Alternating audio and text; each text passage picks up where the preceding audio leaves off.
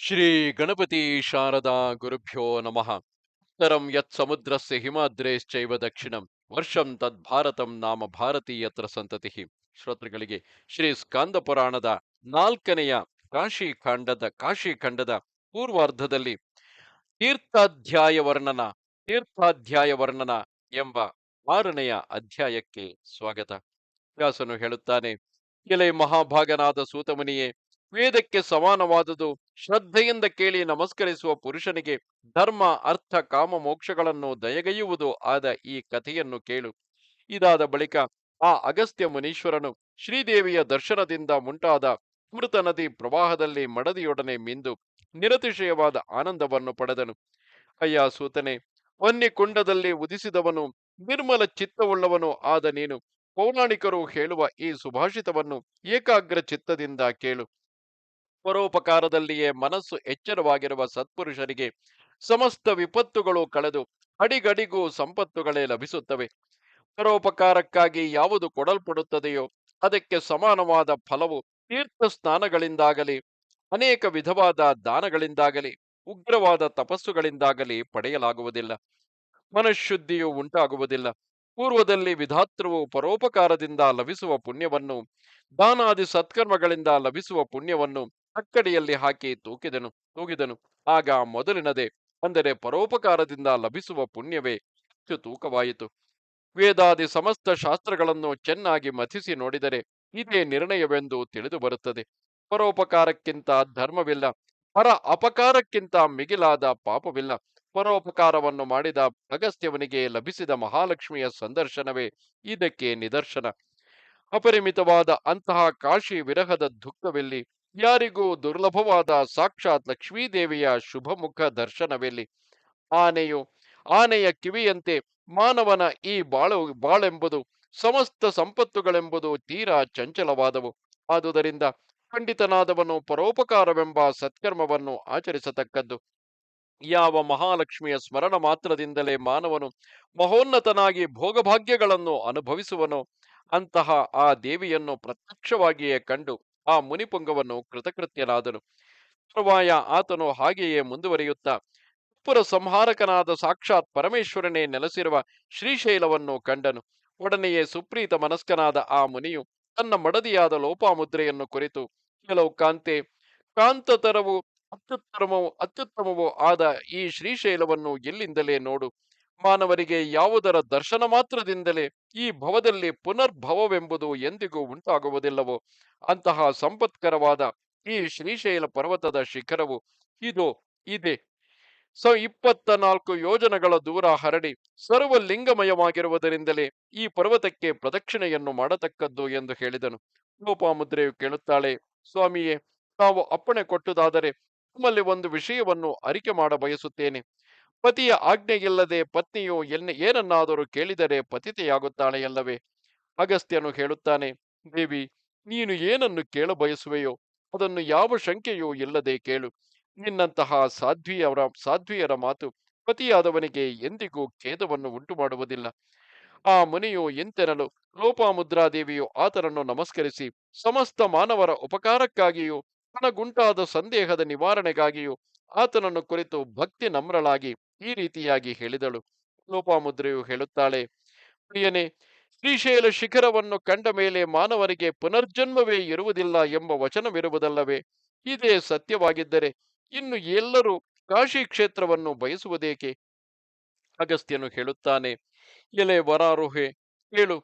ಶುದ್ಧ ಮನಸ್ಕಳಾದ ನೀನು ಯಥಾರ್ಥವಾದುದನ್ನೇ ಕೇಳಿದೆ. ತತ್ವಚಿಂತಕರಾದ ಮುನಿಗಳು ಈ ವಿಷಯವನ್ನು ಅನೇಕ ಬಾರಿ ಚೆನ್ನಾಗಿ ಪರಿಶೀಲಿಸಿ ಹೀಗೆ ನಿರ್ಣಯ ಮಾಡಿದ್ದಾರೆ. ಮುಕ್ತಿ ಸ್ಥಾನಗಳು ಅನೇಕವಾಗಿ ನಿರ್ಮಾಣವಾಗಿವೆ ಎಂದು ಅವರ ನಿರ್ಣಯ. ಅವುಗಳನ್ನೇ ನಿನಗೆ ಹೇಳುತ್ತೇನೆ. ಒಂದು ಕ್ಷಣಕಾಲ ಸಾವಧಾನ ಮನಸ್ಕಳಾಗು. ಮೊದಲನೆಯದು ತೀರ್ಥರಾಜವೆನಿಸಿದ ಪ್ರಯಾಗ. ಇದು ಲೋಕಪ್ರಸಿದ್ಧವಾದುದು. ಇದು ಸಮಸ್ತ ತೀರ್ಥಗಳಿಗೂ ಉತ್ತಮವಾದುದು. ಧರ್ಮಾರ್ಥ ಕಾಮ ಮೋಕ್ಷಗಳನ್ನು ಕೊಡತಕ್ಕದ್ದೆಂದು, ಆದುದರಿಂದಲೇ ಕಾಮಿಕವೆಂದು ಹೆಸರಾಗಿದೆ.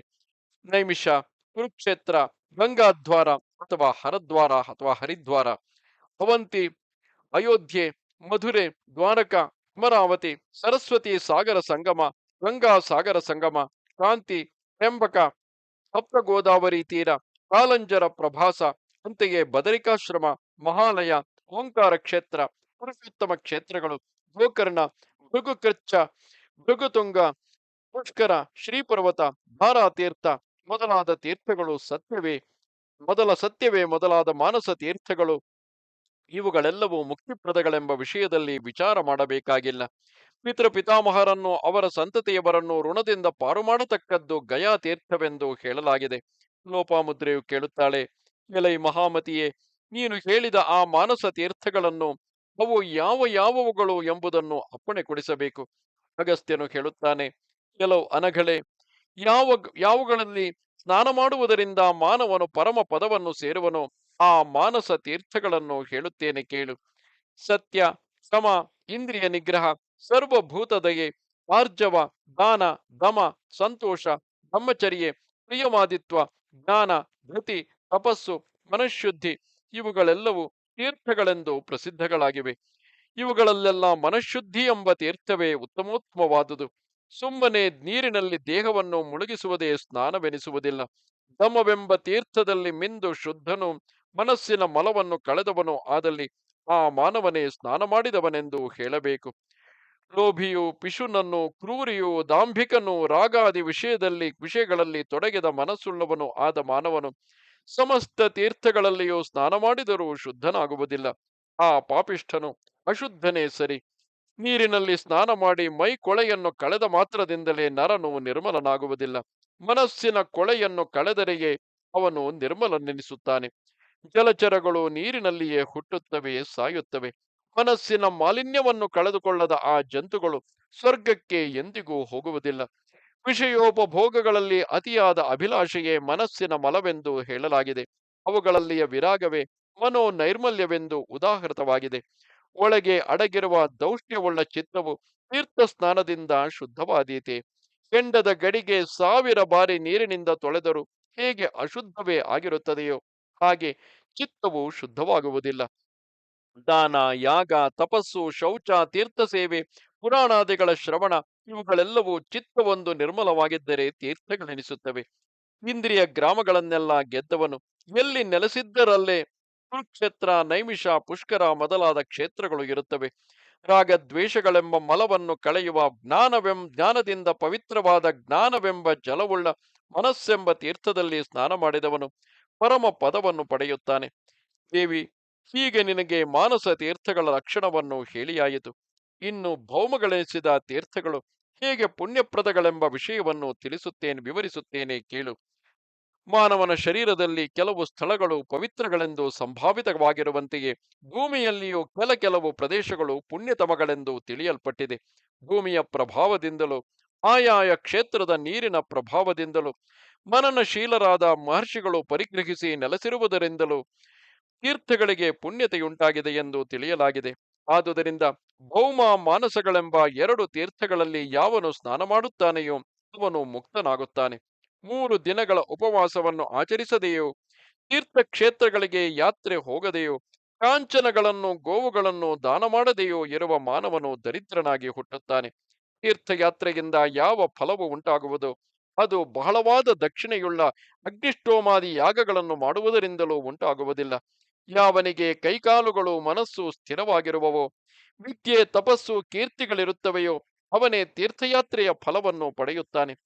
ಪ್ರತಿಗ್ರಹ ಪರಾನ್ಮುಖನಾಗಿ ಅಂದರೆ ದಾನವನ್ನು ತೆಗೆದುಕೊಳ್ಳದೆ ದೊರಕಿದಷ್ಟರಿಂದಲೇ ಸಂತುಷ್ಟನಾಗಿ ಅಹಂಕಾರವಿಲ್ಲದೆ ಶಾಂತನಾಗಿರುವ ಅಮಾನವನು ಮಾತ್ರ ತೀರ್ಥಯಾತ್ರೆಯ ಫಲವನ್ನು ಪಡೆಯುತ್ತಾನೆ. ದಂಭವಿಲ್ಲದವನು, ಸ್ವಾರ್ಥಕ್ಕಾಗಿ ಪ್ರಯತ್ನ ಪಡದವನು, ಹಿತಮಿತವಾದ ಆಹಾರವನ್ನು ತೆಗೆದುಕೊಳ್ಳುವವನು, ಇಂದ್ರಿಯಗಳನ್ನು ಗೆದ್ದವನು, ಸರ್ವಸಂಗ ವರ್ಜಿತನು ಆದ ಮಾನವನೇ ತೀರ್ಥಯಾತ್ರೆಯ ಫಲವನ್ನು ಪಡೆಯುತ್ತಾನೆ. ಕೋಪವಿಲ್ಲದವನು, ಅಮಲಮತಿಯು, ಸತ್ಯವಾದಿತ್ವವು, ದೃಢವೃತ್ತಿಯು, ಸಮಸ್ತ ಭೂತಗಳನ್ನು ತನ್ನಂತೆಯೇ ಕಾಣುವಿಕೆಯು ಇರುವ ಮಾನವನೇ ತೀರ್ಥಯಾತ್ರೆಯ ಫಲವನ್ನು ಪಡೆಯುತ್ತಾನೆ. ಧೈರ್ಯಶಾಲಿಯಾಗಿ ಶ್ರದ್ಧೆ ವಹಿಸಿ ಸ್ಥಿರ ಮನಸ್ಕನಾಗಿ ತೀರ್ಥಯಾತ್ರೆಯನ್ನು ಮಾಡುವವನು ಪಾಪಿಷ್ಠನಾಗಿದ್ದರೂ ಪರಿಶುದ್ಧನಾಗುತ್ತಾನೆ. ಎಂದ ಮೇಲೆ ಪರಿಶುದ್ಧನಾದ ಮತ್ತು ಸತ್ಕರ್ಮಾನುಷ್ಠಾನ ತತ್ಪರನಾದ ಮಾನವನ ವಿಷಯದಲ್ಲಿ ಹೇಳತಕ್ಕದ್ದೇನು? ಅಂಥವನು ತಿರಿಯ ಯೋನಿಗಳಲ್ಲಿ ಜನ್ಮವನ್ನೆತ್ತುವುದಿಲ್ಲ, ಪಾಪಭೂಯಿಷ್ಠವಾದ ದೇಶಗಳಲ್ಲಿ ಹುಟ್ಟುವುದಿಲ್ಲ, ಎಂದಿಗೂ ದುಃಖವನ್ನು ಅನುಭವಿಸುವುದಿಲ್ಲ. ಅವನು ಸ್ವರ್ಗಕ್ಕೆ ಭಾಗಿಯಾಗುವುದೇ ಅಲ್ಲದೆ ಮೋಕ್ಷೋಪಾಯವನ್ನು ಪಡೆಯುತ್ತಾನೆ. ತೀರ್ಥಯಾತ್ರೆಗಳಲ್ಲಿ ನಂಬಿಕೆ ಇಡದವನು, ಪಾಪಿಷ್ಠನು, ನಾಸ್ತಿಕನು, ಸಂಶಯಾತ್ಮನು, ಹೇತುವಾದಗಳನ್ನು ಮಾಡುವವನು ಎಂಬ ಈ ಐವರು ತೀರ್ಥಯಾತ್ರೆಯ ಫಲಕ್ಕೆ ಭಾಗಿಗಳಲ್ಲ. ಸಮಸ್ತ ದ್ವಂದ್ವಗಳಿಗೂ ದೂರನಾಗಿ ಧೀರನಾಗಿ ಹಿಂದೆ ಹೇಳಿದ ತೀರ್ಥಕ್ಷೇತ್ರಗಳನ್ನೆಲ್ಲ ವಿದ್ಯುಕ್ತವಾಗಿ ಸಂಚಾರ ಮಾಡುವ ಮಾನವರು ಸ್ವರ್ಗ ಭಾಗಿಗಳು. ತೀರ್ಥಯಾತ್ರೆಯನ್ನು ಮಾಡಬಯಸುವವನು ಮೊದಲು ಸ್ವಗ್ರಹದಲ್ಲಿ ಉಪವಾಸವನ್ನು ಮಾಡಿ ಗಣೇಶನನ್ನು ಅರ್ಚಿಸಿ ಪಿತೃದೇವತೆಗಳನ್ನು, ವಿಪ್ರರನ್ನು, ಸಾಧು ಸಂತರನ್ನು ಶಕ್ತಿಯನುಸಾರವಾಗಿ ಸತ್ಕರಿಸಿ ಮಾರನೆಯ ದಿನ ಪಾರಣೆಯನ್ನೆಸಗಿ ನಿಯಮ ನಿಷ್ಠೆಗಳಿಂದ ಉದ್ದಿಷ್ಟವಾದ ತೀರ್ಥವನ್ನು ಕುರಿತು ಯಾತ್ರೆ ಹೋಗತಕ್ಕದ್ದು. ಯಾತ್ರೆಯಿಂದ ಹಿಂತಿರುಗಿದ ಮೇಲೆ ಅವನು ಪಿತೃದೇವತೆಗಳನ್ನು ಅರ್ಚಿಸತಕ್ಕದ್ದು. ಹೀಗೆ ಮಾಡಿದುದಾದರೆ ತೀರ್ಥಯಾತ್ರೆಯ ಫಲಕ್ಕೆ ಭಾಗಿಯಾಗುತ್ತಾನೆ. ತೀರ್ಥಕ್ಷೇತ್ರಗಳಲ್ಲಿ ಬ್ರಾಹ್ಮಣರನ್ನು ಪರೀಕ್ಷೆ ಮಾಡಕೂಡದು. ಅಲ್ಲಿ ಅನ್ನಾರ್ಥಿಯಾದವನನ್ನು ಭೋಜನಾದಿಗಳಿಂದ ಸತ್ಕರಿಸಲೇಬೇಕು. ಹಿಟ್ಟಿನಿಂದಲೂ ಕರು ಪಾಯಸಗಳಿಂದಲೂ ಪಿಂಡದಾನವನ್ನು ಮಾಡತಕ್ಕದ್ದು. ಅಥವಾ ಋಷಿಗಳು ಮಾಡುವಂತೆ ಪಿಷ್ಟದಿಂದಲೂ ಬೆಲ್ಲದಿಂದಲೂ ಅರ್ಘ್ಯ ಆವಾಹನಗಳಿಂದ ವರ್ಜಿತವಾದ ಶ್ರಾದ್ದವನ್ನು ತೀರ್ಥಕ್ಷೇತ್ರಗಳಲ್ಲಿ ನಿರ್ವಹಿಸತಕ್ಕದ್ದು. ಅಕಾಲದಲ್ಲಿಯೂ ಸಕಾಲದಲ್ಲಿಯೂ ಯಾವಾಗಲಾದರೂ ತೀರ್ಥಕ್ಷೇತ್ರಗಳಲ್ಲಿ ಶ್ರಾದ್ದವನ್ನು ತರ್ಪಣವನ್ನು ಮಾಡಬೇಕು. ವಿಳಂಬ ಮಾಡಕೂಡದು. ಅದಕ್ಕೆ ಯಾವ ವಿಘ್ನವನ್ನು ಒಡ್ಡಕೂಡದು. ತೀರ್ಥಯಾತ್ರೆಗೆಂದೇ ಅಲ್ಲದೆ ಪ್ರಾಸಂಗಿಕವಾಗಿಯಾದರೂ ತೀರ್ಥಕ್ಷೇತ್ರಗಳಿಗೆ ಹೋದರೆ ಅಲ್ಲಿ ವಿದ್ಯುಕ್ತವಾಗಿ ಸ್ನಾನವನ್ನು ಆಚರಿಸತಕ್ಕದ್ದು. ಅದರಿಂದ ತೀರ್ಥ ಸ್ನಾನ ಫಲವು ದೊರೆಯುತ್ತದೆ, ಯಾತ್ರಾ ಫಲವಲ್ಲ. ಪಾಪಗಳನ್ನು ಮಾಡಿರುವ ಮಾನವರಿಗೆ ತೀರ್ಥಯಾತ್ರೆಯಿಂದ ಆ ಪಾಪಗಳು ಶಮನವಾಗುತ್ತವೆ. ಆದರೆ ಶ್ರದ್ಧಾವಂತರಾದ ಮಾನವರಿಗೆ ಮಾತ್ರ ಆ ತೀರ್ಥವು ಯಥೋಕ್ತ ಫಲಪ್ರದಗಳು ಎಂಬುದರಲ್ಲಿ ಸಂದೇಹವಿಲ್ಲ. ಇತರರಿಗೋಸ್ಕರ ತೀರ್ಥಯಾತ್ರೆಯನ್ನು ಮಾಡಿದರೆ ಆ ಫಲದಲ್ಲಿ ಯಾತ್ರೆ ಮಾಡಿದವನಿಗೆ 16ನೇ 1 ಅಂಶದ ಫಲವು ಮಾತ್ರ ಲಭಿಸುತ್ತದೆ. ಕಾರ್ಯಾಂತರದಿಂದ ತೀರ್ಥಕ್ಷೇತ್ರಗಳಿಗೆ ಹೋದರೂ ಯಾತ್ರಾ ಫಲದಲ್ಲಿ ಅರ್ಧ ಭಾಗವು ಲಭಿಸುತ್ತದೆ. ಯಾರನ್ನಾದರೂ ಉದ್ದೇಶಿಸಿ ಸ್ನಾನ ಮಾಡಬೇಕಾದರೆ ದರ್ಭೆಯನ್ನು ಪ್ರತಿನಿಧಿಯನ್ನಾಗಿಟ್ಟು ಸ್ನಾನ ಮಾಡತಕ್ಕದ್ದು. ಯಾರನ್ನು ಉದ್ದೇಶಿಸಿ ಸ್ನಾನ ಮಾಡುವನೋ ಅವನು ಆ ಸ್ನಾನ ಫಲದಲ್ಲಿ 8ನೇ 1 ಭಾಗದ ಫಲವನ್ನು ಪಡೆಯುತ್ತಾನೆ. ತೀರ್ಥಕ್ಷೇತ್ರಗಳಿಗೆ ಹೋದಂದು ತೀರ್ಥೋಪವಾಸವನ್ನು ಮಾಡಬೇಕಲ್ಲದೆ ತಲೆಗೆ ಕ್ಷೌರವನ್ನು ಮಾಡಿಸಿಕೊಳ್ಳಬೇಕು. ಕ್ಷೌರ ಮಾಡಿಸಿಕೊಂಡು ಸ್ನಾನ ಮಾಡಿದಲ್ಲಿ ಸಮಸ್ತ ಪಾಪಗಳು ಆ ನೀರಿನೊಡನೆಯೇ ಕಳೆದು ಹೋಗುತ್ತವೆ. ಯಾವ ದಿನ ತೀರ್ಥಕ್ಷೇತ್ರವನ್ನು ಸೇರುವನೋ ಆ ದಿನದ ಹಿಂದಿನ ದಿನ ಉಪವಾಸವನ್ನು ಮಾಡಬೇಕು. ಕ್ಷೇತ್ರವನ್ನು ಸೇರಿದಂದು ಶ್ರಾದ್ದವನ್ನು ಮಾಡತಕ್ಕದ್ದು.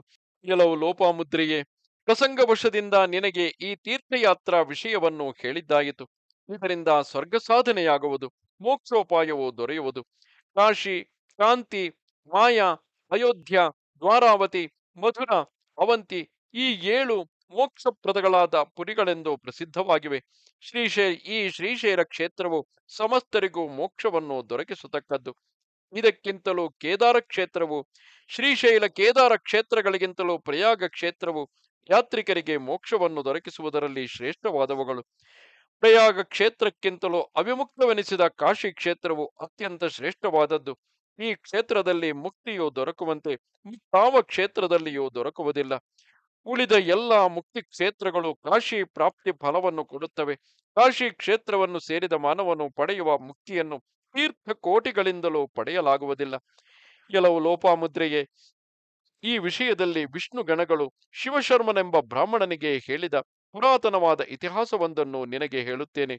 ಬ್ರಾಹ್ಮಣನಾದವನು ನಿಯತ ಮಾನಸನಾಗಿ ತೀರ್ಥಕ್ಷೇತ್ರಗಳ ವಿಷಯವನ್ನು ನಿರೂಪಿಸುವ ಈ ಅಧ್ಯಾಯವನ್ನು ಕೇಳಿದರೂ ಶ್ರದ್ಧಾಳುಗಳು ಭಕ್ತಿ ಸಂಪನ್ನರು ಆದ ಕ್ಷತ್ರಿಯರಿಗೂ ಸ್ವಧರ್ಮ ನಿರತರಾದ ವೈಶ್ಯರಿಗೂ ಸನ್ಮಾರ್ಗವರ್ತಿಗಳಾಗಿ ಬ್ರಾಹ್ಮಣರಲ್ಲಿ ಭಕ್ತಿ ಇರುವ ಶೂದ್ರರಿಗೂ ಕೇಳಿಸಿದರೂ ಪಾಪರಹಿತನಾಗುತ್ತಾನೆ. ಇಲ್ಲಿಗೆ 81,000 ಶ್ಲೋಕಗಳ ಸಂಹಿತೆಯೆಂದು ಪ್ರಸಿದ್ಧವಾದ ಶ್ರೀ ಸ್ಕಾಂದ ಮಹಾಪುರಾಣದ 4ನೆಯ ಕಾಶಿ ಖಂಡದ ಪೂರ್ವಾರ್ಧದಲ್ಲಿ ತೀರ್ಥಯಾತ್ರಾಧ್ಯಾಯ ವರ್ಣನ ಎಂಬ 6ನೆಯ ಅಧ್ಯಾಯವು ಮುಗಿದುದು. ನಮಸ್ತೆ ಶಾರದೆ ದೇವಿ ಕಾಶ್ಮೀರ ಪುರವಾಸಿನಿ ತ್ವಾಮಹಂ ಪ್ರಾರ್ಥಿಗೆ ನಿತ್ಯಂ ವಿದ್ಯಾದಾನಂಚ ದೇಹಿಮೆ. ನಮಸ್ಕಾರ.